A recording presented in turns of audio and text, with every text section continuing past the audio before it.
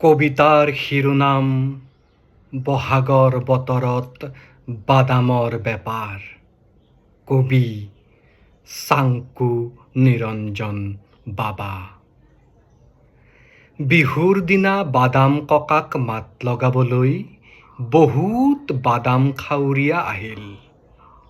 সেই বাদাম ককা, যাৰ বাদাম প্ৰজন্মৰ পিছত প্ৰজন্মই খাইছে স্কুল কলেজৰ গেটত।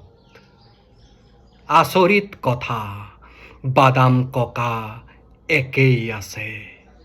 একেই আছে তেওঁৰ বাদামৰ বেপাৰ। একেই চেহেৰা, একেই পিন্ধন।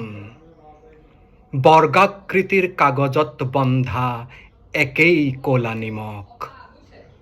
বিহুৰ দিনা মাত লগাব অহা বাদাম খাৱৰীয়াসকলক বাদাম ককাৰ নাতিয়ে খুব এণ্টাৰটেইন কৰিলে।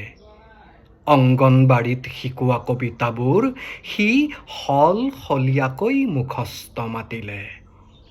উজ্জ্বল মুখৰ ল'ৰাজনে ক'লে, বাদামৰ ব্যৱসায় নেফানেফ কৰিম বুলি ভবা গ্ৰীণ মটৰ বা কাবুলী বুটৰ ব্যৱসায়ীসকল সাৱধান।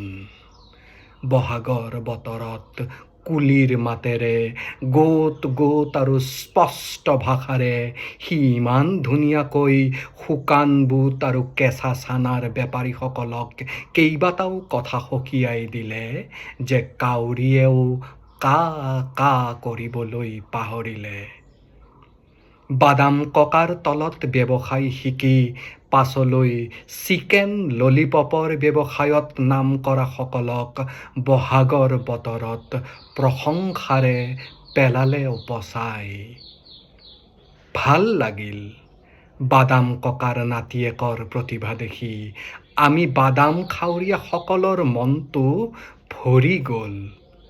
বাদামৰ বেপাৰখন দীৰ্ঘজীৱী হওক তাৰেই কামনা কৰিলোঁ। ধন্যবাদ।